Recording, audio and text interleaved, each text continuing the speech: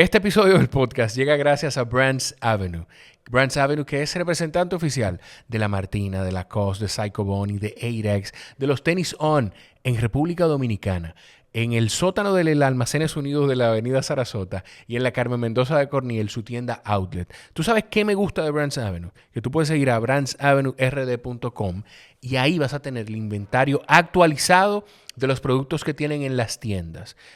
Pides la orden por allí y probablemente si pediste en la mañana, al final del día, si estás en el Distrito Nacional, te va a llegar tu pedido y si no, al día siguiente en el interior del país. Visítalos en brandsavenuerd.com o síguelos en Instagram como @brandsavenuerd. Pues nada, señor, bienvenido. Aquí no se hace introducción ni nada. Tiremos para adelante, Jorge. Yo estoy feliz de estar aquí. Tú caíste en un gancho. No, estoy seguro de eso, pero vamos a hacer el esfuerzo por disfrutarlo, hermano. Seguro que sí, que vamos a pasar un buen rato. No te lo pregunté fuera del aire. Me imagino que tú prefieres que te llame Yayo. Sí. No te importa que te tutee tampoco. No, si tú no me dices director de aduana, me voy de aquí. Anda, para la porra. No, hermano, Yayo. ¿Quién Dios es? Tú sabes, tú dices... Mira, los títulos, hermano. Todo eso es disparate. Los títulos no existen. Eso es vaina que uno se dice. Palego y la chulería. La vaina. Yayo. Nada de eso existe. Tú sabes que una de las cosas por las que quería empezar contigo es con lo de director de aduana. Precisamente con el título. En otras entrevistas yo te he escuchado decir, te he escuchado hablar, bueno, y tu carrera profesional lo evidencia, de tu experiencia en el sector turismo. Así es. Y en algún momento, yo no creo que tú lo hayas pensado o que solamente tú lo hayas pensado, sino que quizá mucha gente en tu entorno habría pensado que en la primera gestión del presidente Abinader, el ministro de Turismo iba a ser Yayo. No, estaba seguro de eso. Sí. Lo que pasa es que siempre, mira, el que no participa de estos procesos políticos y de estos procesos de la procura y la lucha por el poder, cuando lo ve de lejos, lo ve de una manera muy estructurada, y la verdad es que en nuestro país, como en gran parte de Latinoamérica, primero son cosas complejas que son, como dicen ahora de moda, son temas multitasking. Y la verdad es que Luis Abinader, cuando finalmente ganamos las elecciones el 5 de julio del 2020, tenía una inmensa tarea de frente. Tenía la pandemia, tenía una serie de cosas, teníamos una organización política con casi 20 años fuera del poder. Entonces, él priorizó de una manera que sorprendió a mucha gente. O sea, a mí, yo no era que él me hubiera dicho, ni que yo estaba seguro, eso te lo dije en chanza, pero definitivamente ese era mi sector y yo entendía que ahí era que podía servirle al país, o en esa posición, o en una posición relacionada con la inversión extranjera, relacionada con los procesos de eficiencia, relacionada con, por ejemplo, quizás industria y comercio, o otra cosa en esa área. Nunca en la vida, te soy honesto, yo me veo vislumbrado trabajando en una entidad recaudadora, ni mucho menos en aduana. Uh-huh. Sin embargo, después de 20 y tantos años trabajando de cerca en esta lucha por el poder, en este deseo de aportarle al país con el cambio que para mí representaba, cambiar lo que representaba el PLD de entonces. Y al final del día yo labré una amistad con Luis Abinader y era un tema de que, óyeme, yo no, ya después de tanto esfuerzo, de tanto compromiso, no voy a acompañar a este hombre en lo que este hombre entiende que yo le puedo servir. Claro. Entonces ahí, finalmente, la verdad que fue una sorpresa, la verdad que fue difícil, la verdad que esos primeros días, algún día, a mí me gusta escribir, sí. Y algún día yo los voy a contar. Y fueron una serie de verdad, complejos en lo personal, fueron muchas cosas juntas. Hoy le doy gracias a Dios, hoy me siento que ha sido una experiencia enriquecedora, en el sentido de que ha sido una experiencia llena de aprendizajes, de un mundo que yo digo que ahora que lo estoy terminando de conocer. Y la verdad es que ha sido una experiencia gratificante. Tú, para momentos como este, que me hace falta el iPad, porque dijiste algo que quiero anotar y que no se me olvide, pero hay otra pregunta. Dentro de todo ese proceso, desde afuera, nosotros nos es muy difícil ser objetivos con nosotros mismos. Así es. Y dentro de esa objetividad, a veces, el ser humano tiende a menospreciar algunas habilidades. Yo no sé si tú has tenido la conversación con el presidente alguna vez. Yo no sé si tú le dices señor presidente o le dices Luis, de decirle, ven acá, ¿por qué al final usted me designó como director de aduana? Porque hay cosas que yo siento que desde afuera, principalmente el liderazgo, desde afuera identifica cosas que quizá nosotros no. Mira, lo primero que yo le digo, presidente. Yo digo, presidente, puede que se me cuele un Luis si estamos él y yo solo. Claro. Y él está de buen humor. Porque cuando ese hombre está bronco, tú no puedes. Y la verdad es que lo hago porque, aunque a él no le molestaría, y Luis es un tipo como tú y como yo, un tipo humilde, claro, sencillo, relajado. Claro. La gente lo ve así en toda esa foto y creen que él, pero no, hombre, él es corita, así como somos tú y yo. Pero la investidura es la investidura. Eso. Y estamos donde estamos. Y él no deja de ser el presidente de la República. Yo tuve esa conversación con él en esa transición. La primera vez que hablamos de aduana, yo me puse un poco rebelde. Como a las 2 semanas, evidentemente, ya nos pusimos de acuerdo. Y ya ahí, cuando comenzábamos a trabajar con esa transición, yo se lo llegué a preguntar. Cuando uno habla con un presidente no puede ser exacto contándolo, porque claro. en estas cosas lo peor que puede ser es indiscreto. Pero traduciéndolo, explicándolo, al final, él tenía una idea clara de lo que era la logística para el país, de lo que era lo necesario que era que en un momento de pandemia, en un momento así, pudiéramos jumpstart o pudiéramos ponerle los cables de batería. Exacto. A la economía dominicana. Y evidentemente hay 2 instituciones que son clave para la economía dominicana desde el gobierno, que son la Dirección General de Impuestos Internos y la Dirección General de Aduana. Y por alguna razón u otra, él tenía la impresión de que yo podía ayudarle a poner los cables. Y así comenzamos. Y creo que fueron días difíciles, muchos jalones de moña, muchos sinsabores, lo que yo nunca en mi vida había trabajado tanto. Y mira, yo creo que nunca, que se me pueden decir muchas cosas, pero no creo que nadie pueda decirme vago con mucho esfuerzo. Pero como yo trabajé esos primeros días, hermano, yo recuerdo que a veces me daban las 11 de la noche sin comer. Porque lo primero que había que hacer era volver a la universidad, volver a estudiar, hermano. O sea, de ese 10, 12, 15 de julio, que finalmente nos pusimos de acuerdo, no recuerdo la fecha, pero sé que fue como 2 semanas después de las elecciones, y las elecciones fueron el 5 de julio. Sí. O sea que no podía ser 20 de julio quizá. De ese 20 de julio al 16 de agosto, hermano, fueron tantas las cosas que se hicieron porque yo quería llegar preparado al sitio, yo quería entender, Entonces hubo un proceso de aprendizaje y una curva de aprendizaje que es bien atroz, que es hasta cruel. Porque tú crees que después de haberte pasado algunos años siendo abogado, con algún nivel de singularidad, ¿no? Con algún nivel de... Y entonces date cuenta, viejo, de que hay una serie de procesos, unos códigos arancelarios, unos procesos logísticos, temas de seguridad, temas de la relación de nosotros con diferentes embajadas, la frontera dominico-haitiana. Hermano, de verdad yo te digo que los primeros días, yo le doy gracias a Dios. Yo hoy no sé cómo fue que lo hicimos, porque la verdad es que esos primeros días eran agobiantes. Y me imagino, para una persona, ¿tú tienes cuántos años con tu práctica privada?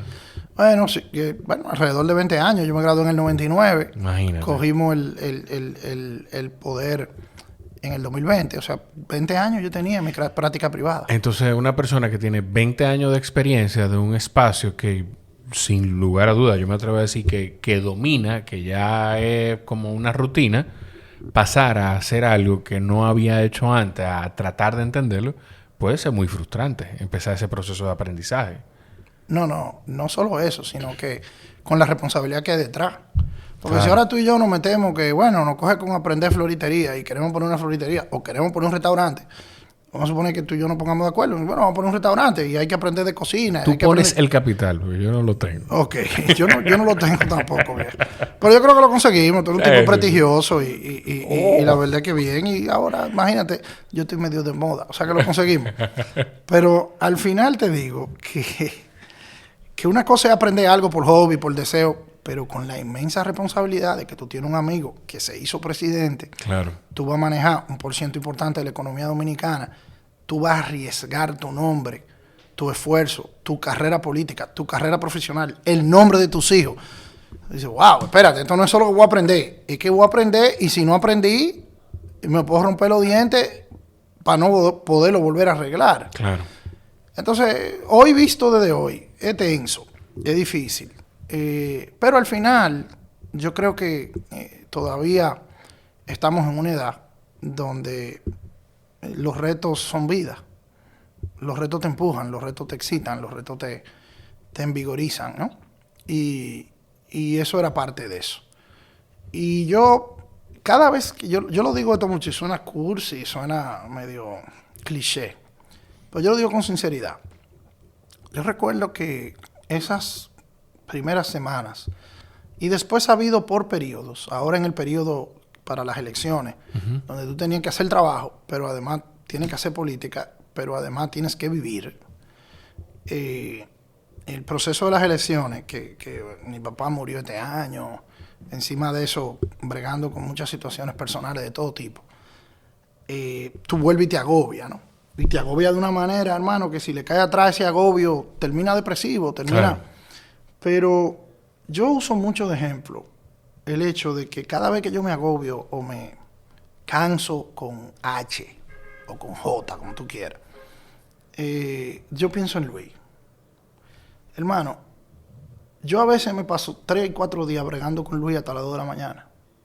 Y ese tipo preocupado porque hay un viceministro en Montecristi que puso una vaina que no debe ser, que espérate, que lo llamó el presidente de Tonia, que el tipo que está en Polonia, que es el director de la Organización Internacional del Turismo. Entonces yo voy a este tipo con este nivel de detalle, un tipo que hasta cierto punto no necesita eso, porque claro. Luis tenía su problema económico, su problema social, inclusive su problema político resuelto ya, porque ya Luis fue presidente y ganó 2 elecciones. O sea, Luis lo pudiera coger un chin más suave, viejo. Luis. Y yo veo a este tipo con un nivel de preocupación y que recibe y que habla y que se enfrenta a cualquier problema. Entonces, hay un nivel de lealtad, un nivel de compromiso. ¿Y cómo yo dejo a este tipo solo, viejo? ¿Cómo yo le salto a este tipo con que yo estoy cansado?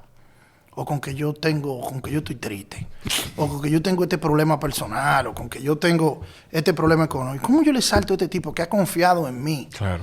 Que me ha dado esta apertura, que me ha permitido aprender tanto, que me permite sentarme con él en un Palacio Nacional a las 12 de la noche a hablar de Donald Trump, por ejemplo?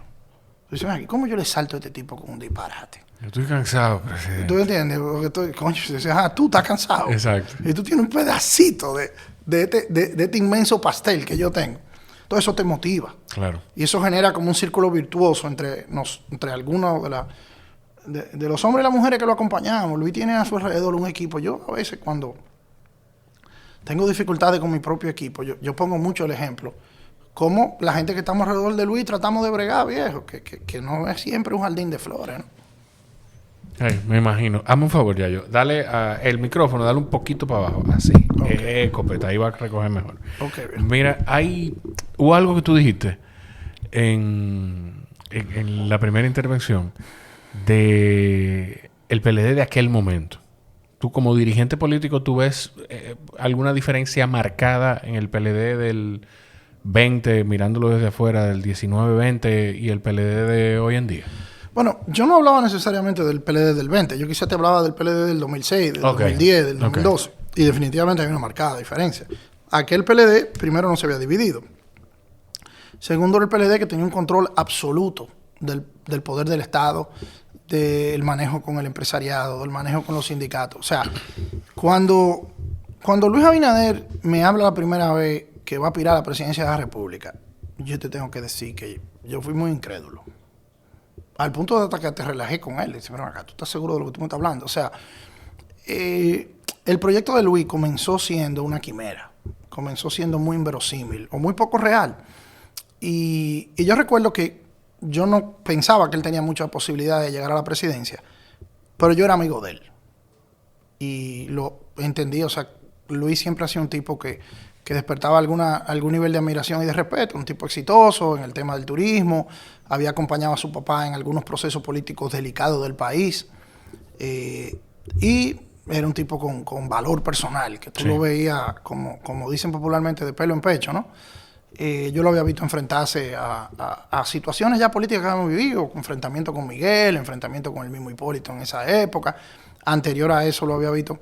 Entonces, este tipo que está preparado, que tiene experiencia positiva, quiere aspirar a la presidencia. Yo en ese momento no era de su equipo, pero era amigo de él y dije, bueno, yo no sé dónde que tú vas a llegar con esto, pero yo te voy a dar yo lo que pueda ayudarte, te voy a ayudar. Y ahí comenzamos.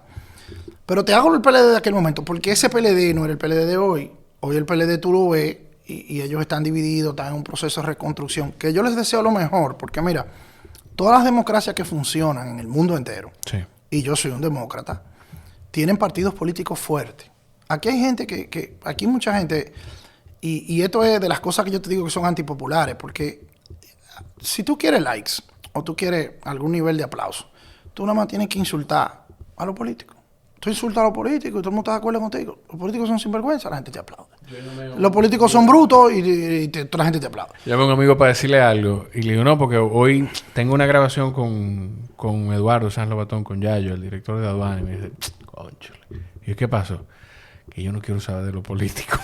Es así, o sea, es así. Preséntamelo después para que por lo menos a mí me perdone la vida. Pero la verdad es que tú quieres que la gente se ría e insulte a un político. Sí. O sea, y eso es un gran error societario. Porque yo siempre pongo el ejemplo de alguna gente que no eran políticos, o que son los antipolíticos, o que querían acabar con los políticos, y vamos a ver el resultado de ellos ante sus sociedades. Adolfo Hitler, Claro. Benito Mussolini, Hugo Chávez, con todo el respeto del mundo, mira por dónde va Donald Trump, que en estos días, gracias a Dios, se salvó de un atentado terrible. Pero a veces muchas de estas figuras que son, vamos a decir... La antipolítica. Vamos a decir alguna antipolítica, que no es el caso de Trump. Ya Trump se ha bastante... ya el Partido Republicano, etcétera, ya él entró al sistema. Pero muchas de estas situaciones terminan siendo mala sal que el chivo. ¿Tú entiendes? Pero la gente no te lo entiende. Entonces, cuando tú ves que una persona como Luis se quiere meter en ese proceso político, te quiere trabajar, ahí nosotros comenzamos a conectar y comenzamos a hacer cosas. Pero para responder tu pregunta, aquel PLD de ese momento era otro PLD, no era el de hoy. Y nosotros nos decidimos enfrentarlo, nos decidimos presentar una propuesta alternativa al país. Y gracias a Dios, aquí estamos. Y por lo que acaba de pasar, donde casi el 60% de la gente nos dijo que sí, parece que no lo estamos haciendo tan mal. Sí, sí. Yo, a mí mi abuelo me dijo, yo he grabado un par de veces con mi abuelo en el podcast, porque esa es una de las cosas que yo decía de esto. O sea, yo tenía conversaciones de él, de la época...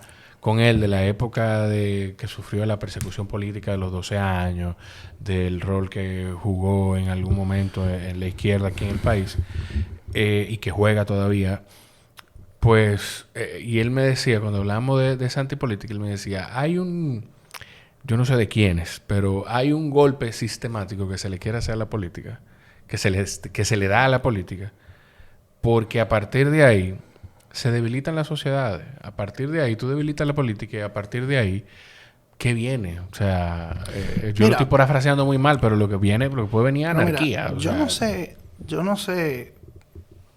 no recuerdo bien. A mí me gusta siempre que yo uso una frase citarla, ¿no? Sí. Yo no recuerdo de quién es esta frase. Si me acuerdo durante el podcast te lo voy a decir. Claro. Pero hay una frase que a mí siempre me ha llamado la atención y que yo creo que es muy verídica. Yo no voy a mencionar el nombre del personaje porque le tengo respeto a eso pero la frase va más o menos así, es traducida del inglés. Uh-huh. El truco más importante que ha logrado el maligno, que es el que para nosotros los creyentes vive allá abajo, el truco más importante que el maligno ha logrado es convencer a la gente de que él no existe. Porque como él convence a mucha gente que no existe, pues mucha gente no se da cuenta de sus designios. Yo siempre veo eso y lo traduzco al hecho de que lo más peligroso es el que te dice que no es político siéndolo. Eso es lo más peligroso. Porque al final, tú puedes ponerle el nombre que tú quieras, pero si tú quieres dirigir, tú eres político. Claro. Pero no solo en un gobierno, sino que las empresas, para dirigirse, hacen políticas. Por ejemplo, no, mire, aquí no se puede venir con pantalones cortos. Eso es una política que está haciendo una empresa.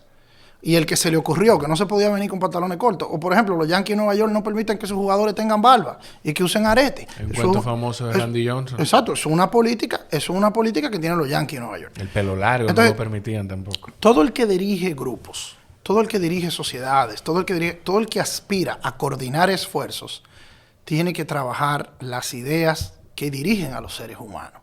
Y las ideas que dirigen a los seres humanos, tú le puedes poner otro nombre, tú le puedes llamar de otra manera, pero son políticas. Entonces, cuando tú ves que esa gente, yo no quiero saber lo político, yo estoy anti la política, bueno, ok, tú no quieres saber lo político, pero tú quieres dirigir un país. Exacto. Y eso, generalmente, nunca es absoluto esto. Yo te citaba el caso de Trump, que empezó siendo como un outsider y ya no lo es, ¿no? Y no es que los outsiders estén malos. Mira por dónde va Javier Milei en Argentina, que es un outsider que ya está entrando en un sistema y tú lo ves que ya llega a acuerdos con los partidos de oposición argentina y ya más o menos está entrando. En su momento, no está tan radical. En su momento Lula en Brasil fue un outsider. Él era un jefe de sindicato de obreros, sí, que termina siendo el presidente de un partido político de centro izquierda. Y muchas veces tú comienzas como un outsider, tú comienzas como un insurgente. Ese es el caso de muchas historias. Ahora, al final del día, para poder perdurar en el ejercicio del poder y poder tener una trascendencia real en las sociedades, tú tienes que pactar, tienes que hacer consensos, tienes que llegar a acuerdos. Y eso se hace a través de la actividad política. Y así ha sido la historia de la humanidad. Yo por ejemplo, tú coges la historia de la Revolución Francesa, comienza Danton, Robespierre, con las ideas de Voltaire y de Rousseau, etcétera, pero terminan en la guillotina. Y la guillotina se lleva a media Francia y entonces la solución es Napoleón Bonaparte, que no era un demócrata y que no estaba muy en la chelcha de igualdad, fraternidad, etcétera. O sea, si tú no estabas de acuerdo con Napoleón, te arrancaban la cabeza. Y entonces después Napoleón deviene, usa de canciller a Talleyrand, pasa el Código Civil, hace una serie de cosas. Entonces termina una Francia ya en una república, ya de otra manera, pero hay una transición donde es difícil. Y así tú te vas a cada proceso humano, tú te vas... los Estados Unidos surgen de un proceso donde hay un grupo de gente que lo que no quieren es pagar impuestos. Así que comienza Taxes Without Representation. Y ellos lo que comienzan es con una revolución en Boston que tiran todo el té y toda la mercancía que le quieren cobrar impuestos, que Inglaterra le quiere cobrar impuestos, y los tipos dicen, ustedes me van a cobrar impuestos, lo vamos a tirar mal. Pero preferimos que se dañe antes de que ustedes no cobren impuestos.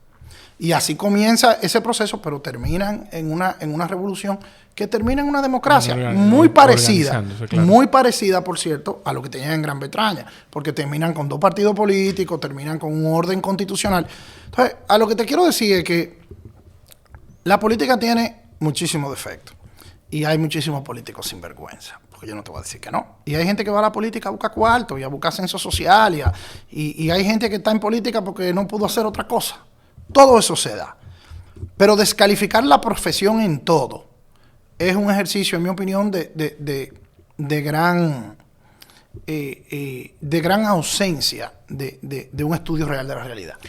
Y es perderse de la realidad de la vida, que no existen o que no son viables los extremos. Que, o sea, no es verdad que todo lo que está de un lado del pasillo, para tomar el ejemplo de la política británica, todo lo que está a un lado del pasillo no es verdad que es correcto y todo lo que está al otro lado del pasillo tampoco es verdad que es incorrecto. Yo por eso, mira, está muy de moda la radicalidad. Sí. Y hay yo creo que es un podcast, o parecido a un podcast, que yo vi en Netflix, de Larry King, creo que es. No, creo que tú te refieres a David Letterman. David Letterman. Pues mira, está claro. Se llama Guests That Need No Introduction. Invitados que no necesitan ninguna presentación. Mira, yo siempre les recomiendo a algunos amigos en ese programa, que yo creo que está en Netflix, yo lo vi hace como 2 años en Netflix, la entrevista de Barack Obama. Mira, yo no soy un particular fanático de Barack Obama, como no lo soy tampoco de Donald Trump, porque yo creo que ambos son muy radicales. A mí me gusta más el centro. Y en esa entrevista, Barack Obama comienza diciendo que vivimos en una sociedad donde todo el mundo ve lo que le agrada. Inclusive, los mismos algoritmos que nosotros tenemos en nuestros buscadores. O sea, ya cuando tú abres Twitter, o abres Instagram, o abres cualquier red social, la red social te dice a quién seguir. y te pone 15 o 20 personas que son parecidas a lo que ya tú sigues. Porque ellos lo que están es apelando al proceso químico en tu cerebro de lo que te da satisfacción. Sí. Y por eso tú coges el celular de cualquiera y le das 3 manipulaciones y te van a salir 30 fotos de lo que tú prefieres. O no necesariamente satisfacción, de lo que te genera dopamina y te genera ese interés. Correcto. De que puede ser o algo que tú detestas mucho o algo que confirma lo que tú piensas. Entonces, ¿qué pasa? Como tú estás, vamos a suponer que tú seas, por ejemplo, que tú estés a favor de impuestos para los ricos o tú te en contra de impuestos para los ricos, si ya tú tienes una posición muy clara, los programas que tú vas a ver, claro, la radio que tú vas a oír, y eso es lo que ha generado. O sea, cuando yo comencé a ver noticias, que yo era un muchacho, yo siempre he sido un fanático de la oratoria y un fanático de la comunicación. Quizás terminaré yo con un podcast y dejaré de fuñir tanto con las otras actividades de mi vida. No, todavía. Pero la verdad es que a mí me apasionan estas cosas. Por eso si no tenemos cuidado podemos amanecer hablando aquí. Yo te digo que si tú no, tú te vas encerrando en lo que tú crees y apelamos a una radicalidad que es lo que nos acomoda. Yo estoy con Israel. Bueno, pues yo estoy con Israel y a los palestinos que se lo lleve quien lo trajo. Ah, no, estoy con los palestinos. Ah, pues los judíos son unos opresores, no sirven para nada. Abajo los judíos. Pero no hay a veces, si uno no tiene cuidado, tú no tienes niveles de objetividad. Cuando yo te decía ahorita que yo, desde pequeño, yo lo que me encantaba era oír un discurso de Peña Gómez, uno de Balaguer, yo veía los debates. Siendo un carajito, yo veía los debates. Por ejemplo, yo recuerdo haber visto los debates de Bush y Dukakis. Eso fue, creo que fue en 1988. 88, yo ahí tenía 10 años y ya yo me acuerdo de haber visto esas cosas. Yeah. Y, sin embargo, aquella vez tú veías noticias, tú ponías CBS, ABC, o ponías Raintel aquí, o ponías Colorvisión. Mundovisión. Y Mundovisión. Y tú veías noticias de todo tipo. Sin embargo, ahora, cuando yo... O sea, tú oyes Fox... Sí, y en Fox Trump no se equivoca. Sí. O sea, Trump es, ya tú sabes, es la segunda encarnación. Pero tú pones CNN y Biden es un atleta. O sea, tú pones CNN y resulta que Biden acaba de ganar el Tour de France. No, parece que el tipo acaba de ganar el Tour de France. Sí. Pero tú lo estás viendo, que el tipo está cansado, está viejito. Y no, el tipo es un atleta. Pero tú pones Fox... Y te dicen que Donald Trump es cristiano y que el tipo, que ya tú sabes, que... Entonces... Hay que verlo los dos. Entonces, tú tienes que verlo los dos y forjarte tu opinión. Pero también te pasa... Yo te estoy mencionando la política estadounidense para no meterme en problemas. Claro. Porque te puedo mencionar la de aquí. Y aquí tú oyes un comentario y yo, tú nada más tienes que... Tú me puedes preguntarme, ¿qué dijo fulano de tal mañana? Y yo probablemente te sé decir lo que él dijo sin haberlo oído. Porque estamos todos parcializados, estamos todos radicalizados. A mí me ha tocado, por ejemplo, yo recuerdo que cuando yo le hacía esa historia hoy a unos amigos con los que almorzaba. Yo recuerdo cuando nosotros comenzamos a trabajar el tema de las 24 horas. Sí, del despacho 24 horas. Del despacho 24 horas, que era una manera de agilizar el despacho en los muelles. Yo recuerdo que yo me juntaba con los navieros y me juntaba con los concesionarios del muelle y me juntaba con los sindicatos. Y los navieros te decían que el problema eran los sindicatos te decían que el problema eran los concesionarios del muelle. Hermano, estaban de acuerdo. No había ningún problema. Estaba todo el mundo de acuerdo. Ahora, la preconcepción de lo que tú crees que el otro cree, claro, no te permite consensuar. No, y la tribalización de que yo pertenezco a esta tribu y aquí en esta tribu me dijeron que ustedes están equivocados. Y yo tengo que montarme en que ustedes están equivocados porque es de este lado que yo estoy. Mira, yo escribí un artículo hace un tiempo, te lo voy a mandar. Por favor. Se llama La ideología de la conciliación, que es un concepto que yo he tratado de desarrollar y lo he tratado de desarrollar no solo para la actividad política, sino creo que aplica para la actividad empresarial, creo que aplica inclusive para las relaciones personales, amistosas, de amor, de lo que tú quieras. Y es el tema de que a veces nosotros tenemos preconcepciones del otro. O sea, fulano es tal cosa porque es político. Fulano es tal cosa porque bebe trago. Fulano es tal cosa porque se junta con mengano. O sea, tú tienes preconcepciones. Bueno, fulano tiene que ser raro porque usa 3 aretes y tiene un tatuaje. O fulana está fuñona porque siempre anda en minifalda. O mengano está raro porque siempre tiene una corbata rosada puesta. Sí. O sea, te puse ejemplos de diferentes tipos. Ahora, la preconcepción, antes de tu dialogar, antes de tu hablar, antes de tu saber lo que pasa, Ya tú tienes una opinión forjada y esa opinión forjada te metió en un conflicto. Entonces, la ideología de la conciliación, un concepto que estoy tratando de desarrollar, porque a mí en la actividad política me ha tocado muchas veces, por los tropezones, porque yo siempre digo relajando que yo no sé mucho de cómo se ganan elecciones. Ahora Luis Abinader me ha enseñado, porque he ganado un par de elecciones con Luis, pero de perder yo sí sé, porque yo duré 20 años perdiendo. Entonces, una de las cosas que yo decía, oye, pero estamos perdiendo elecciones porque no nos ponemos de acuerdo. Porque al final del día, la familia política a la que yo pertenecía era mayoritaria.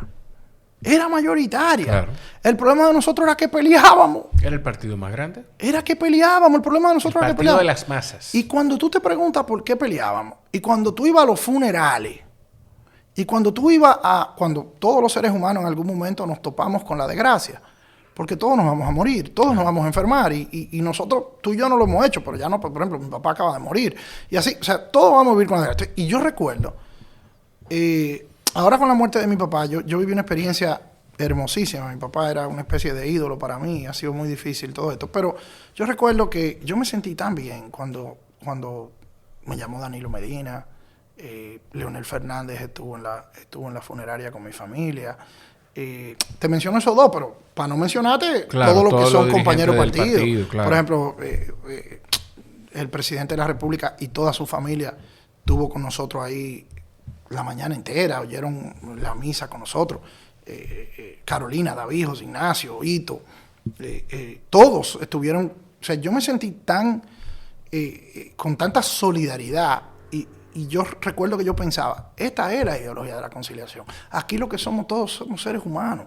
Entonces, yo creo que esos momentitos donde todos sentimos es lo que nos puede llevar a construir cosas importantes, a construir logros, porque al final hay una frase otra cosa que te recomiendo y les recomiendo a tus espectadores. Hay un discurso de John F. Kennedy cuando él cuando él logra paliar la crisis de los 13 días, que es la crisis de misiles cubanos, que fueron los misiles que puso Rusia en Cuba, y Estados Unidos le dijo, sácame los misiles o hay una guerra nuclear, y fue a principios de los 60 donde el mundo tuvo el punto de una guerra nuclear. Hay una serie buenísima en Netflix que dentro de sus relatos habla de eso. No, y hay una película que es 13 días con Kevin Costner, que yo la recomiendo fundamentalmente, que relata eso, además es muy fiel, porque es en base a un libro que escribió uno de los asistentes de Kennedy. Se llama Ted Sorensen, que es fiel. Y al final de esa crisis, ese discurso está ahí, inclusive lo pueden buscar en YouTube, porque los discursos de Kennedy casi están todos en YouTube y traducidos. Él dice, acuérdate que ellos llegan a un acuerdo, en ese momento estaba Rusia, que era una república socialista, y estaban los Estados Unidos, que era una economía capitalista, enfrentado en todo desde el punto de vista que para Rusia no había Dios. Y para Estados Unidos el socialismo era prácticamente un sabotaje. Y estaban enfrentados con armas nucleares, el mundo dividido en dos. Y si tú eras comunista, tú eras un criminal. Claro. Y si por el otro lado yo era de economía de mercado y capitalista, entonces yo era un abusador, imperialista, etc. Bueno, al final ellos se ponen de acuerdo en no explotarse, en no matarse uno con otro. Y en ese discurso de Kennedy, que era lo que yo te decía de la ideología de la conciliación, Kennedy termina ese discurso cuando le explica al pueblo estadounidense que ha firmado la paz y que no va a haber, que ya nos pusimos de acuerdo, que al final él ahí no lo dijo, pero lo que terminó pasando fue que Rusia sacó los misiles de Cuba y Rusia sacó los misiles de Turquía. O sea, Estados Unidos sacó los misiles de Turquía porque Estados Unidos tenía unos misiles en Turquía que apuntaban a Moscú y los rusos tenían unos misiles en Cuba que apuntaban a Washington. Todo el mundo sacó los misiles. Pero él lo que dijo ahí fue, al final, independientemente de nuestras diferencias, todos habitamos el mismo planeta y todos queremos lo mejor para nuestros hijos. O sea, él apeló a lo más básico de la humanidad. O sea, claro, tú puedes tener toda la diferencia del mundo, pero si tú tienes hijos, tú quieres que tu hijo esté mejor que tú. Inmediatamente uno tiene hijos, uno trabaja para sus hijos y para el bienestar de sus hijos. Entonces, yo creo que siempre, en cualquier situación de la vida, tú puedes encontrar elementos comunes. Tú puedes encontrar cosas que nos convoquen juntos. Entonces, yo creo que de lo que se trata cualquier emprendimiento es tú buscar la manera de encontrar elementos en comunes que nos ayuden a empujar en común para ese objetivo. No tenemos que estar de acuerdo en todo lo demás, no tenemos que tener los mismos altares, no tenemos que tener los mismos gustos, no tenemos que tener las mismas maneras. Pero si nos ponemos a poner de acuerdo en lo que queremos hacer juntos, pues ya por ahí comienza. Y ese comienzo genera una esperanza. Y esa esperanza genera... Y la verdad es que por eso que yo te hablo, que yo creo mucho en la ideología de la conciliación. ¿Cómo... ¿Por qué? Y en una sociedad en la que hay tantas familias de hogares de divorcios, tantos hijos de divorcios, no es difícil entender la pregunta de dónde viene. Pero ¿por qué? ¿Cómo tú construiste esa relación tan cercana con tu papá? ¿O qué impacto tan grande tiene tu papá o tuvo tu papá en la persona que tú eres hoy? Hablando precisamente de eso. Mira, mi papá era un personaje, primero de una amplia cultura y de amplias vivencias. Mi papá vivió procesos revolucionarios, fue perseguido de Trujillo, vivió en Israel, fue un arquitecto muy exitoso que al mismo tiempo tuvo varias quiebras. Y mi papá era un hombre profundamente circunspecto y de poco hablar, que como tú te has dado cuenta, no soy yo, ¿verdad? No lo había notado. Y mi papá era introvertido y yo soy extrovertido. Y sin embargo, a lo largo de mi vida, mi papá, cada vez que me decía algo, era como una sentencia. Era como, mira, ten cuenta con esto, ten cuenta con aquello. Y gracias a Dios me pudo ver con algún nivel de éxito, me pudo ver con algún nivel de influencia. Y yo te puedo decir que para mí ser hijo de don Mariano será siempre uno de mis principales orgullos y cartas de presentación. Y yo creo que lo más principal que hacía mi papá es que mi papá hablaba haciendo, no hablaba hablando. Y yo que soy de mucho hablar y que a veces creo que hablando puedo convencer, siempre lo recuerdo a él, que hay que hablar haciendo. Y yo creo que ese es el principal mensaje que mi papá me dejó a mí. Cuando uno tiene un fallecimiento cerca, y mucho más cuando es tan cerca como tu papá, pues es inevitable pensar en la mortalidad. Uh-huh. A ti tú nunca piensas en... A mí me preocupa, hay una cosa que a mí me preocupa. Bueno, hay dos cosas que a mí me preocupan de la muerte. 3. Voy subiendo cada vez más. Primero, yo me pongo a pensar si yo voy a tener tiempo de hacer en la vida todas las cosas que yo tengo que hacer. Segundo, y creo que es lo más importante, es yo me pongo a pensar cómo va a ser para mi hijo no tenerme. Y lo otro es... Yo me río porque hay gente que no me cree cuando yo digo que pienso en esto. Yo he pensado, si existe verdaderamente un más allá, si yo voy a poder hacer este tipo de ejercicio. Si yo me voy a encontrar, por ejemplo, con Jack Veneno, que fue una gente con quien yo no pude grabar y habría querido hacerlo, y voy a sentarme a decirle, don Rafa, vamos a grabar este episodio de mi podcast para que todo el mundo aquí en el paraíso lo escuche. ¿Cuáles son tus pensamientos con ese tema de la mortalidad y lo que viene después, si tú crees en algo así? La primera es que yo no pienso mucho en eso. Yo creo que te dije, no sé si fue en el aire o fuera del aire, que yo soy un enamorado de la vida. Y como enamorado de la vida, creo que estoy pago. Yo estoy listo para pararme de esta silla y que si esto se tiene que acabar, que se acabe. Y yo me siento bastante satisfecho con lo que a mis 47 años he vivido. Ojalá no sea hoy, ¿verdad? Vamos a esa cita yo no le tengo miedo, pero mientras más la retrasemos mejor. No la estamos llamando tampoco. ¿Verdad? Claro. Yo estoy convencido de que hay un más allá. Yo soy una persona creyente. Que no es lo mismo que ser practicante. Porque tú me preguntaste, a mí no me gusta hablar mucho de religión porque yo me pongo a hablar de religión contigo y entonces nos encontramos la semana que viene en el YC, yo bebiéndome 2 traguitos. Coño, pero mira este tipo. ¿Tú entiendes? Y como te dije, yo soy un enamorado de la vida. Entonces a mí no me gusta como andar con la religión en el buche. No, porque o en todo la el frente. mundo, y todo el mundo vive en los extremos en todos los ámbitos. Entonces uno no puede... O sea, a mí no me gusta pontificar. Claro. Sin embargo, yo soy muy creyente.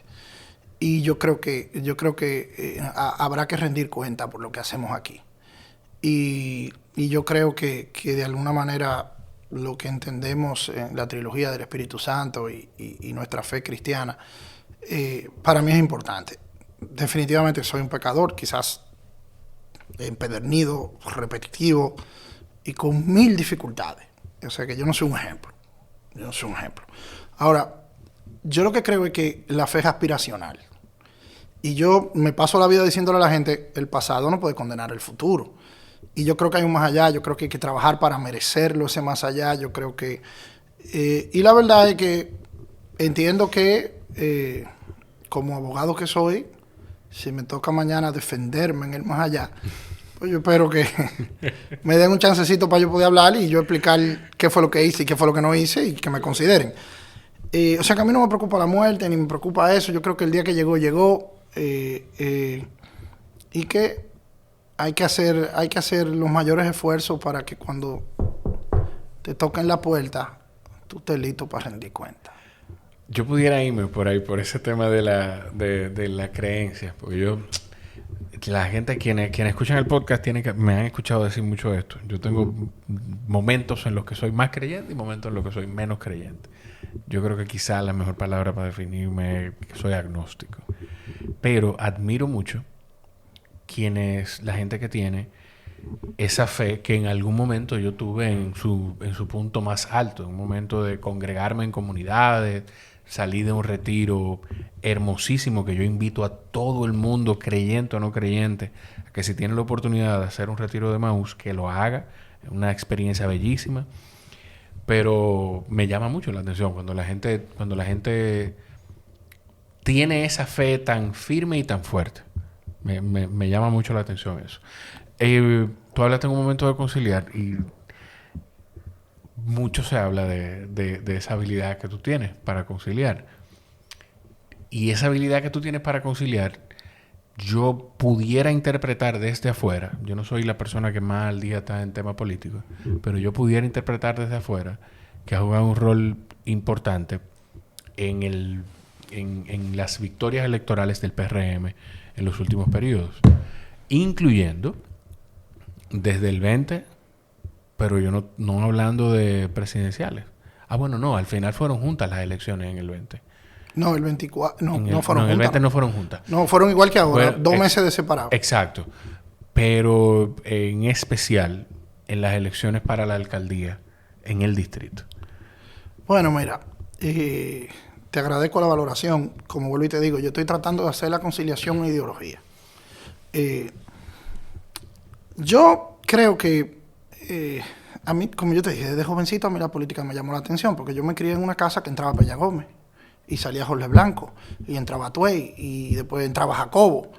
Entonces yo me crié viendo estos tipos que eran larger than life, tú sabes, eran increíbles y salían en los periódicos primera plana, un carajito de 10, 11 años, claro, que hoy ya no se sabe lo que es eso, porque ¿quién lee periódico? O sea, ¿tú entiendes? Pero yo era un tiguerito que antes de ir al colegio, en mi casa siempre se recibían todos los periódicos que existían y yo lo primero era que veía la primera plana y después veía un tipo ahí en primera plana y después el tipo entraba a mi casa. O sea, claro, para mí eso era como que wow, o sea, entró Superman aquí, ¿tú entiendes? Y yo me crié viéndolo como figuras normales, como gente que eran famosísimas, pero yo lo veía que sentaban y bebían café y hablaban disparate y hacían chistes, se insultaban. Entonces, eso me los fue desmitificando. Y después, tantas derrotas. Yo recuerdo, por ejemplo, la campaña de 1986. Yo tenía un tío que quiero muchísimo, que quise muchísimo y que ya desapareció. Se llama Maximito Lobatón. Personaje tremendo, famoso por el Lucky Seven, por el hipódromo. Era un gran bombiván, como dicen. Y le gustaba la pelota, y le gustaba el hipódromo, y era un dirigente político muy cercano a Jacobo Magluta. Quizás de los mejores amigos de Jacobo Magluta. En esa época, que era un hombre que Jacobo fue un tipo que iba a ser presidente, que fue presidente por 40 y pico de días cuando don Antonio se suicida, y que fue presidente del Senado, y que fue... Entonces, Yo nací en el 77, en el 86 tenía 9 años. Y yo recuerdo esa no noche. había nacido en el 86. Gracias por decirme eso. Pero no te apures, que yo tengo cabello. Es verdad. O sea que... Es verdad. No, yo igual, tú me llevas 10, pero yo me veo un poquito más destruido. No. No te preocupes. No, al final, pero gracias por recordarme que soy mucho más viejo que tú. Pero la verdad es que yo recuerdo esa noche que estábamos en el Hotel Lina. Parece que Jacobo, la campaña Jacobo, tenía como una serie de habitaciones ahí, como para ver los resultados, etcétera. Y yo estaba con mi familia y con mi tío, y yo recuerdo esa penumbra, esa desgracia, esa decepción de que Joaquín Balaguer volvía al poder. Y me quedé marcado con eso, y después me fui. Entonces ya 25 años después, 30 años después, cada vez que yo he podido contribuir con que Juan y Pedro se pongan de acuerdo para lograr objetivos. Y aquí en la capital había muchos liderazgos importantes del PRM. Te menciono a David, por supuesto a Carolina, por supuesto a Alfredo Pacheco, por supuesto muchísimos otros, Wellington, muchísimos otros, que cuando el PRM se forma, por lo mediático que es la capital, por lo importante que es la capital, pues entonces Luis era de la capital, Hipólito era de la capital. Entonces, aquí teníamos como un punto de ebullición. Y la verdad es que la capital siempre es bastante importante o contestataria con los gobiernos, como acabamos de vivir con Omar, por decirte algo, ¿no? Claro. Entonces, el PRM a mí me tocó un rol primero en un acuerdo que hicimos entre David y Pacheco. Después, después 4 años después, en un acuerdo que hicimos entre David, Carolina y Luis. Y así me ha tocado en otras ocasiones estar en el medio. Pero una cosa importante de un mediador o de un conciliador es que no puede querer el crédito de la mediación. Porque cuando tú te quieres coger el crédito de la mediación, ya dejas de mediar. Y ya eres un participante. Exacto. En el ambiente político, claro, cualquiera lo puede interpretar como no. Lo que quiere es la victoria es de él. Claro. Y yo tengo que decirte que en ese momento yo jugué roles de conciliador, de armador, pero yo tengo que darle a esos hermanos y hermanas o a esos compañeros el mérito de haber tenido la madurez y la sabiduría para construir victoria. Y así se hizo en el 16, así se hizo en el 20 y ahora en el 24 volvimos a ganar con Carolina. Y yo creo que eso, a su vez, también impulsó al PRM como institución. Claro. Y Luis Abinader es el gran conciliador. O sea, yo recuerdo cuando nosotros nos reuníamos en el equipo de Luis, que a veces cogíamos unas cuerdas, para decirlo sencillamente, con mi queridísimo don Hipólito, con alguna de la gente que rodeaba a don Hipólito. Y yo recuerdo que nosotros queríamos, ya tú sabes, y Luis siempre nos decía, no, espérense. Don Hipólito es como mi papá. Tengan mucho cuidado con don Hipólito. Y de la misma manera, Luis fue integrando a su coalición de gobierno. Mira, hoy no los voy a mencionar porque, vuelvo y te repito, hay que tratar de ser discreto en esto. Claro. O hay que no tratar, hay que serlo. Pero yo te puedo mencionar 6 o 7 ministros que las primeras conversaciones que tuvimos con ellos para que apoyaran a Luis Abinader, la respuesta era como hablarle a un habitante del desierto que se mude para Alaska. Para yo explicarte más o menos. Sí. Y este señor con esa parsimonia, esa paciencia, esa tranquilidad, conciliando, pidiendo disculpas, humildemente llamando por teléfono, humildemente cayéndole atrás. Yo recuerdo una vez que yo tuve una desaveniencia con Luis. Porque yo las tuve. No crea que en este proceso todo es chulería y felicidad. Claro. Y yo me descalenté con una situación. El tipo apareció en mi oficina. Pero ya Luis, o sea, eso fue después del 16. Ya en el 16, o sea, yo creo que la maduración política de Luis como líder nacional ya... Su proceso fue el 16. Yo creo que él entra a la historia dominicana en el 2016. Porque ahí Luis saca un 35%, pero saca un 35% con un partido que no existía, con un partido que no tenía financiamiento de la Junta, con un partido... Entonces, cuando Luis saca ese 35, y se hace el líder de la oposición, que ya finalmente desmitificamos el hecho de que el guapo de Bravo y de que el PPH y de que UQA y que pues, a nadie le va a ganar Hipólito, pero él no solo gana la convención primaria con Hipólito, sino que logra incorporar a Hipólito. Exacto. Y que la candidata vice de él en el 16 es Carolina. Exacto. Entonces, ya después de que Luis pasa el proceso del 16, es Don Luis. O sea que ya ahí él no tiene tanta necesidad de estarme saliendo a buscar a mí, ni está saliendo a buscar al otro, porque él es ya Don Luis. Ya a mí es que hay que buscarme. No, pero espérate, ya yo soy Don Luis y ya claro. Y en ese proceso, yo creo que fue 17 o 18, tuvimos una desavenencia cuando renovamos la dirección del partido. El partido lo fundamos, creo que fue en el 15 o en el 14. Y en el 18 toca renovación del partido. En esa renovación del partido, yo me creí el gato con bota, ¿verdad? Y yo entendía que yo tenía que jugar un rol. Y lamentablemente no lo pude jugar. Porque perdí. Simple y llanamente. Y yo, más o menos, como que andaba buscando un culpable de por qué perdí. Y entendí que Luis me tenía que apoyar más de lo que me había apoyado, etcétera, etcétera. Locuras mías, porque ese no era el papel de Luis. Luis no podía, claro. Luis, por más amigo que yo fuera de él, no podía parcializarse con Yayo, porque todos eran de Luis. Entonces, y sin embargo, ese tipo un día fue a visitarme a mi oficina. Yo recuerdo que se sentó con una carpeta frente a mi oficina ahí en staff legal. Y comenzó a decirme, no, pero mira, Yayo, espérate, un tipo... Porque yo a partir de eso, yo recuerdo que yo llegué a pensar que yo iba a dejar la política. Y que ya, porque a mí me estaba yendo bien en mi negocio, teníamos vuelos, yo tenía unos proyectos que quería comenzar de inmobiliario. Estaba como en otra etapa de mi vida, inclusive llegué a pensar mudarme a Punta Cana, llegué a pensar, estaba medio cansado de la actividad política en esa época, porque como te digo, ya tenía, ya para eso yo tenía, 20 años en eso, y la verdad es que no habían coronado alguna de mis aspiraciones, ni algunos de mis deseos. Y tengo que decirte que Luis fue que me puso ahí, que me dio como una especie de Red Bull o de Jumpstart o de energía. Y yo recuerdo mucho esa conversación. Que él ahí me dijo, pero viejo, tú no, pero espérate, vamos a llegar al gobierno y tú vas a jugar un rol fundamental. Entonces yo siempre recuerdo su humildad de ese tipo. Y por eso es que creo en la ideología de la conciliación. Porque fíjate cómo te estoy diciendo, ¿qué necesidad tenía Luis? O sea, ya Luis era Luis y íbamos rumbo al poder. Esa conversación que te estoy contando es temprano 17, tarde 18, pero no es antes de ahí. Y entonces, volviendo a tu pregunta. La actividad política no puede ser un ejercicio de vanidad individual. O sea, tú no puedes estar en política por el hecho de que tú crees que tú eres el gato con bota o Superman o ya tú sabes. No.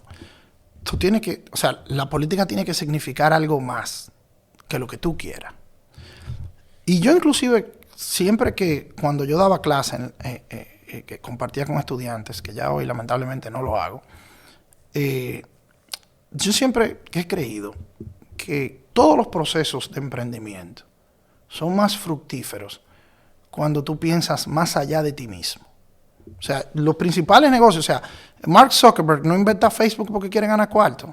Mark Zuckerberg inventa Facebook porque está enamorado de una muchacha que no le hace caso. Exacto. Por eso fue que él inventó Facebook. O sea, tú vas a Steve Jobs, tú vas a Bill Gates, tú vas a Warren Buffett, ahora mismo este señor que está de moda ahora que es Elon Musk. Tú vas a la historia de cada uno de esos outliers o singulares con sus historias de vida, con sus situaciones. Y tú te vas a dar cuenta que los tipos no salen pensando en dinero. Los tipos salen pensando en... una solución. En lograr algo que sea más allá que ellos. O sea, el sueño de Steve Jobs, por ejemplo, que inclusive es famoso el hecho de que él funda Apple y él es tan mal administrador y él es tan disruptivo y él es tan fuera de sí que él contrata a un CEO y el CEO lo bota de su empresa. Mucha gente no sabe que a Steve Jobs lo botaron de Apple. De su propia empresa. Y él sale de Apple botado como un perro, desacreditado, con muchísimas dificultades, y funda una compañía que no recuerdo el nombre, yo creo que se llama Pixel. Pixar. Funda Pixel y después compra Apple. O sea, para que tú entiendas que el tipo no estaba atento a que yo soy el jefe de esto y a mí es que hay que respetarme porque yo fui que fundé esta vaina y espérate que yo soy Tamacún. No. El tipo dijo, mira, yo no puedo administrar bajo un administrador. Y el administrador, lo último que hizo el administrador fue botarlo a él de la empresa. Se llamaba... que venía de... Scully, lo que yo no me acuerdo del nombre, venía de Pepsi. El presidente de PepsiCo. Sí, que Steve Jobs lo saca de PepsiCo y lo pone a dirigir a Apple y el tipo lo bota. Sí. ¿Tú te leíste el libro de Malcolm Gladwell? El de Outliers. Soy un El de fanático. Outliers. Está Tipping Point, está Outliers, está Talking to Strangers. Tú sabes que yo no he podido conectar con él. Yo compré... No, pero déjame decirte, el mejor El de Tipping todo Point. es Tipping Point. Ese Ese que tipo hace tiene una el historia. caso de Hush Puppies. Y el de los Converse. Ah, yo no recuerdo. No llegué ahí. Que no he podido conectar No, con pero el él. de los No he Converse. podido conectar. Mira, ese libro, el Tipping Point, es para mí de la cosa más impresionante que yo he leído. Y lo he leído 2 veces. Porque yo ando buscando mi tipping point.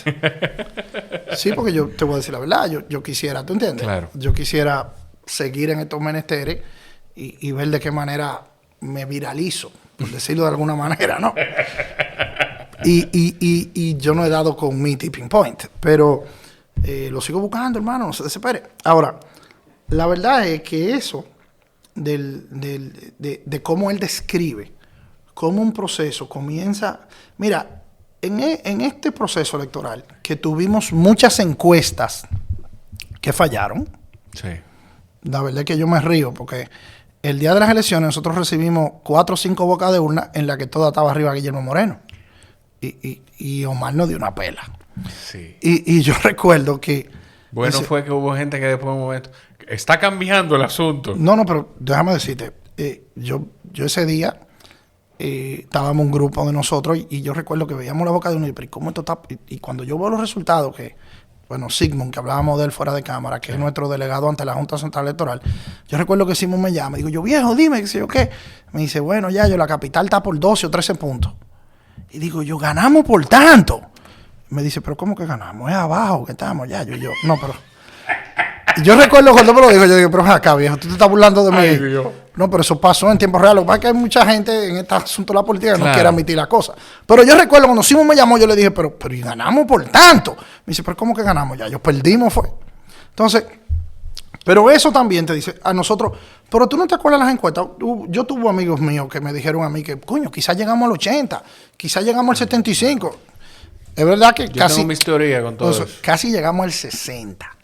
Sacamos 58, 57 y pico, que es un tremendo número. Lo que pasa es que habían alguna gente que hablaba con... O sea, pero 58 no lo saca nadie. Yo creo que el triunfalismo no permitió una cosa que desde afuera todos entendemos que el PRM y la candidatura presidencial perseguía también, era superar el 62% del 16 de Danilo Medina. Pero también algo que yo se lo mencionaba a Sigmund, que yo rescato para quienes trabajaron esa campaña desde la presidencia y la campaña de la vicepresidencia, el equipo de campaña de la vice, es que aquel 62 fue con un PRM recién estructurado y un ambiente político bipartidista, no de 3 fuerzas.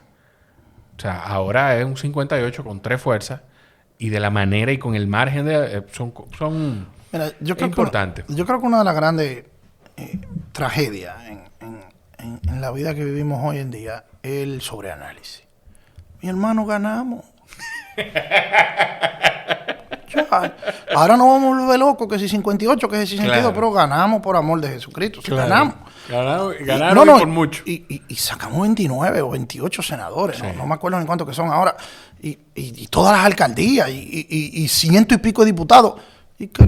Pero tú no ¿Y crees... qué es lo que vamos a yo analizar? entiendo lo que ¿Y tú qué dices es del lo que vamos a analizar? sobreanálisis. ¿Y qué es lo que vamos a analizar? Pero tú no crees que el triunfalismo, ni siquiera de ustedes como los principales dirigentes y del presidente y de Pero la mira, vice, es que... sino el triunfalismo que se veía en el entorno de hablar de rumbo al 70 y de hablar de con esa seguridad, ¿no afectó? Yo creo que eso es irrelevante, porque lo que sí te digo era, cuando estábamos hablando ahorita de Malcolm Gladwell, del Sí. tipping point, Sí. lo que yo sí te digo es que, y por eso que yo te lo quiero decir hoy, porque yo lo voy a comenzar a decir públicamente, que tengamos cuidado con las encuestas. Porque aquí hay muchos encuestadores o sociólogos que quieren con las encuestas dirigirnos y gobernarnos. Esto te lo voy a decir al pasito, porque esto Por es favor. importante. Tú le tiras una fotografía a un momento social, y con esa fotografía de ese momento social, tú quieres predecir el comportamiento de ese cuerpo social per secula seculor. Y eso es muy peligroso. No, pero porque per secula seculor tiene que explicármelo. No, per secula seculorum es para siempre. Okay. O sea, tú le tiras una foto a un momento social hoy. Y tú quieres dictar el futuro. 1 de agosto del 2024. Tú le tiras una foto.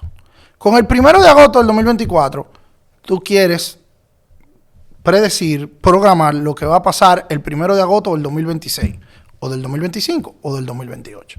Y eso es muy peligroso. Claro. Porque la foto social hoy no es la realidad social mañana. Puede ser una guía, puede ser un parámetro, pero no es absoluta. Entonces, lo que te describe Malcolm Gladwell en ese tipping point es que, por ejemplo, yo te uso el tema de los Converse. Los Converse, y él da ese ejemplo, los Converse son unos tenis que estuvieron muy de moda a finales de los 70 porque los usaban en la NBA, sí. Will Chamberlain y 2 o 3 basquetbolistas famosos. Pero los Converse, cuando viene Michael Jordan en los 80, Magic Johnson, Larry Bird y compañía, que ponen de moda los Nike y los Adidas, los Converse pasan a ser reliquia, cosa del pasado, tenis viejo, tenis feo, tenis malo, tenis barato. Pero resulta que hay un grupo de tigueritas y tigueritos que viven en Soho, en Nueva York, que le coge con la moda retro. Y comienzan 3, 4 tigueritos y se compran su Converse viejo, que están arrumbados en esos mercados de curva, que nadie lo quiera, y comienzan 3 carajitas bonitas, 3 carajitos fit, y se ponen los Converse. Y los Converse se comienzan a usar en Soho, Nueva York.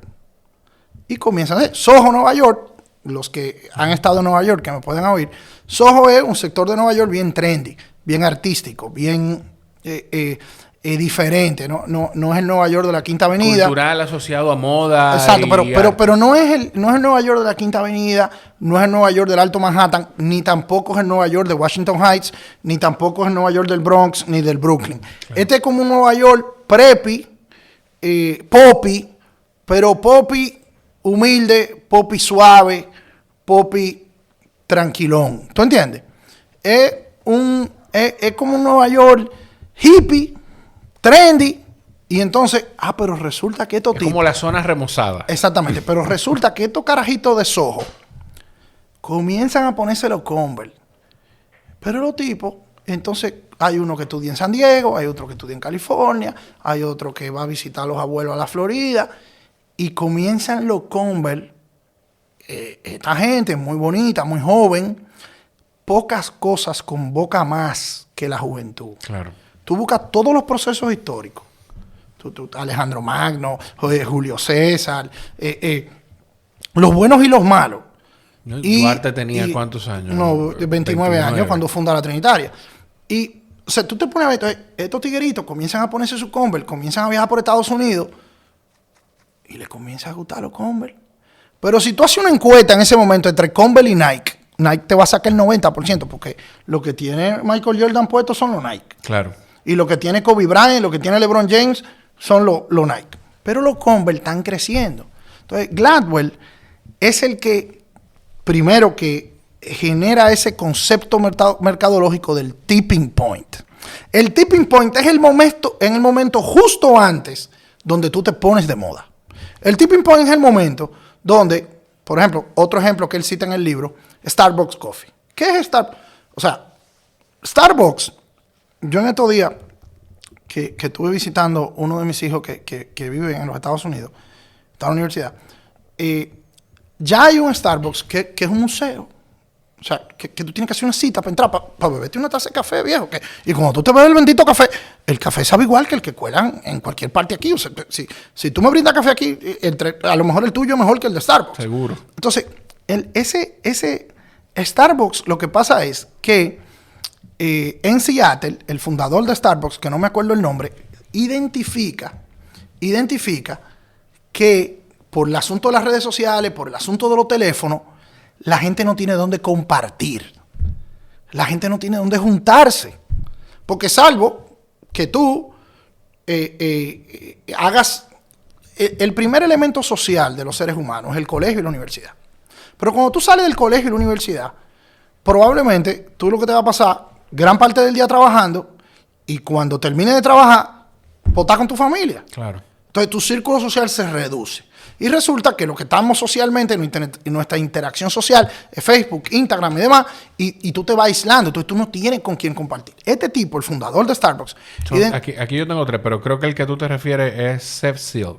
Está Gordon Boker, Jerry Baldwin y Seth Seal. Yo creo que es el que sigue vivo, sí. Y de hecho vi una entrevista de un podcast reciente con él, te lo puedo compartir. Este señor dice que vive en Seattle, dice, coño, pero nosotros tenemos necesitamos un coffee place más o menos para hacer... perdóname. Howard Schultz.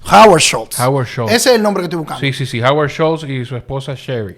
Howard Schultz es el que dice, coño, perdón con el coño. Nosotros necesitamos un sitio como el de Friends.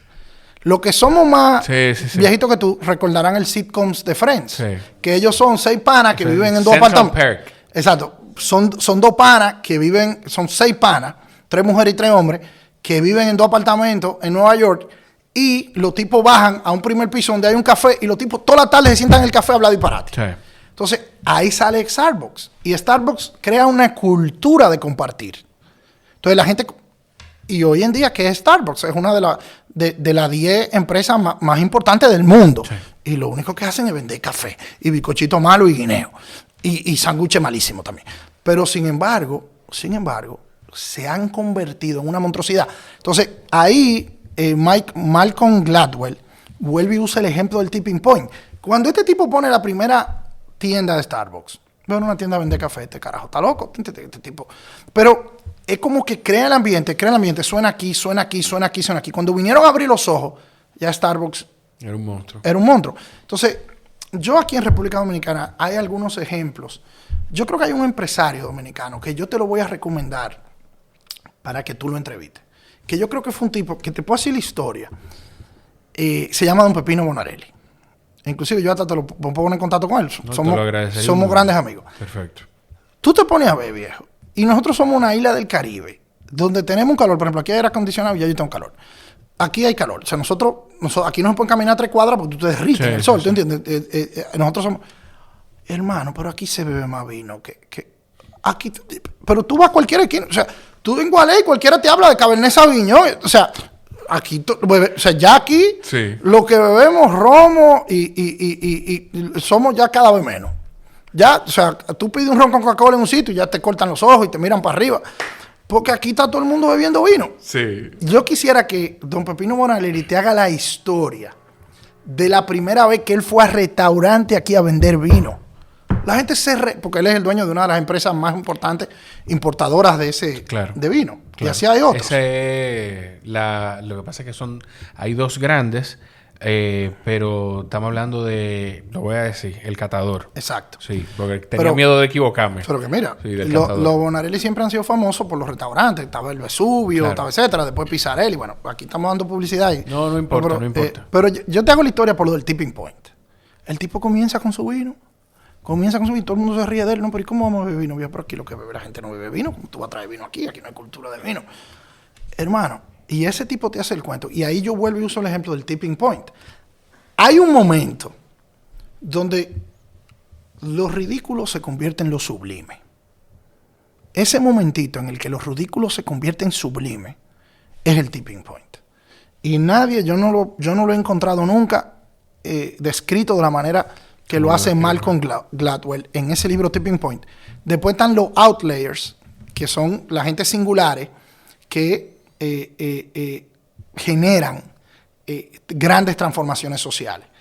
Y que ahí, que por cierto, o sea, tú lo lees y tú te das cuenta que no es tan, ni siquiera lo que dice es que al final lo que progresa es la práctica. Sí. Y él desarrolla la teoría de las 10.000 horas practicando. Esa gente tiene en común que tienen esas 10.000 horas de práctica de esa profesión. Por eso yo me siento muy optimista, porque yo debo andar cerca de las 10.000 horas en la actividad política. Entonces yo me siento optimista. Mira, nosotros ya estamos terminando, pero yo te voy a comprometer y a todo el que me defendió el que tú vinieras a este podcast a que grabemos de nuevo. O sea... Tenemos más de 1 hora ya. Hermano, yo las veces que tú quieras. La verdad es que la conversación me gusta como tu entrevista. Esto es fuera de la caja. y la verdad que ha sido entretenido. Espero no haberme metido en problemas. Yo creo que no. A veces mi equipo me dice, pero mira, ellos no quieren que yo vaya ellos no quieren que yo vaya a programa, porque sale como el yo interior, tú ves, entonces el yo interior es muy chévere. Tú ves, el problema es que, tú entiendes, me he buscado problemas hablando, tú ves. Tú hablaste de Tipping Point, pero si tú tienes que recomendarle, ¿cuál es un libro, un one size fits all que cualquiera debe leer para ti? Bueno, mira, no soy objetivo ahí. Yo tengo 3 o 4 libros que no hay manera de que... Cuéntame. Uno es Confieso que he vivido, de Pablo Neruda. Yo creo que todo joven soñador, todo joven luchador, todo joven esperanzado en una vida increíble, yo creo que ese no falla mucho, ¿no? Confieso que he vivido, de Pablo Neruda. Hay otro ya un poquito más profundo. Yo creo que el Confieso que he vivido tú lo puedes leer a los 15 años y lo puedes leer a los 60 años. Pero hay otro que ya sí requiere quizá algún nivel de intrusión importante, que es Memoria de Adriano, que es de Marguerite Yourcenar, que es como la reflexión de un emperador romano que ya se está muriendo y que te cuenta su vida. Por supuesto, 100 años de soledad, de Gabriel García Márquez. El que lee la escena de María la Bella, que en su superficialidad y en su increíble manera de ser se desaparece en una escena de 100 años de soledad, y el que recordará siempre la escena de Juan Aureliano Buendía cuando describe la primera vez que ve el hielo. O sea, la primera escena de 100 años de soledad, que es lo que define el realismo mágico, que es un estilo literario que funda Gabriel García Márquez. Esa primera escena, cuando ese tipo describe que llegó el hielo a un pueblo en Colombia que se llamaba Macondo. Macondo, sí. Que es como una república imaginaria que crea Gabriel García Márquez. Hermano, el que lee esa descripción de la primera vez que un niño ve el hielo, aprenderá por qué la literatura es el lenguaje de Dios. Porque definitivamente es una emoción increíble. Ahí te dije 3 libros, dependiendo. Pero también hay muchísimos. Por ejemplo, El Principito. El Principito es una lectura... No, que es una cosa fuera de serie. Sí. El Principito, no, eso es una cosa fuera del otro mundo. También son cosas ya, pero a mí me encanta. Yo lo que hubiera querido escribir, leer, pero... Sí. La verdad que entonces hay que comer y como tú notarás yo no como poco. Entonces pero mira, la lectura de los cuentos de Mark Twain, de Charles Dickens. Tú dijiste El Principito, ¿lo leíste con tu hijo en algún momento? Se lo he regalado, lo hemos comentado 60 veces, pero por ejemplo, Los Tres Mosqueteros, Alejandro Dumas. Viejo, el Conde de Montecristo. Mira, el Conde de Montecristo. El Conde de Montecristo es la historia más ápera. Yo inclusive, no quiero ser indiscreto, pero yo tengo 2 grandes amigos que yo le descubrí los amoritos que eran escondidos. Ah, pero espérate. Que eran escondidos. No menciono nombres, pero me paro y me voy. No menciono nombres, que me paro y me voy. Pero yo tengo 2 grandes amigos que yo le descubrí los amores escondidos. Lo que pasa es que uno de tus amigos dijo una historia. Ya yo estoy identificando. Está bien, pero déjalo que lo diga él. Espérate, viejo. Tranquilo, pues llámame suave. El hecho es que ese amigo y yo siempre nos hemos intercambiado libros, y la literatura es una de nuestras... él y yo ni bien nos caemos mucho. Ese tipo, yo no lo soporto. Pero la verdad es que los libros nos ha unido siempre, la política y los libros. Y no hemos intercambiado libros. Y yo recuerdo que yo le descubrí su amorito escondido porque éramos fanáticos de Alejandro Dumas. Los Tres Mosqueteros, 20 años después, El Conde de Montecristo. Y un día, él y yo estamos comentando El Conde de Montecristo y estamos hablando, porque lo hemos leído 20 veces cada uno, nos hemos contado historias, cada vez que sale una película. Nosotros hasta usamos Edmundo Dantes, que es el personaje, es el Conde de Montecristo. Nosotros hasta lo usamos en código por teléfono. Tú sabes, estos espías nos dejan uno tranquilo. Sí. Y a veces, mira, me voy a juntar con Edmundo, y Edmundo es el personaje que nosotros...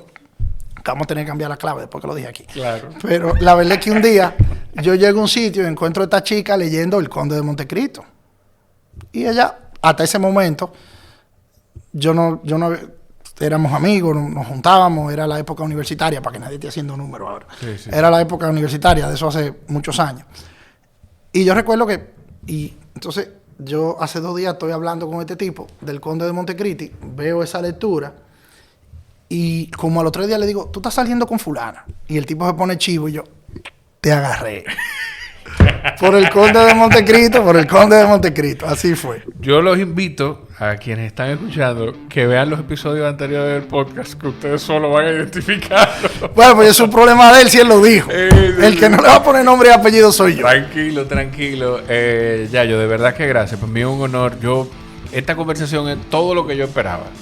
Coño. Todo lo que yo esperaba. Y quizá un poquito más de ahí. Yo estoy seguro que las que siguen van a ser iguales. Te agradezco mucho que sacara el tiempo de venir. La verdad que ha sido un placer, hermano, y siempre que usted quiera. Un honor. A ustedes, si llegaron hasta aquí, lo mejor que pueden hacer, verdaderamente, lo mejor que pueden hacer para respaldar el contenido es compartirlo. Aunque sea el libro que escuchaste, alguna de las historias que compartió Yayo, compártesela a alguien que tú sientas que le va a sacar provecho. Gracias por estar ahí, los quiero mucho. Nos escuchamos en la próxima. Bye, bye.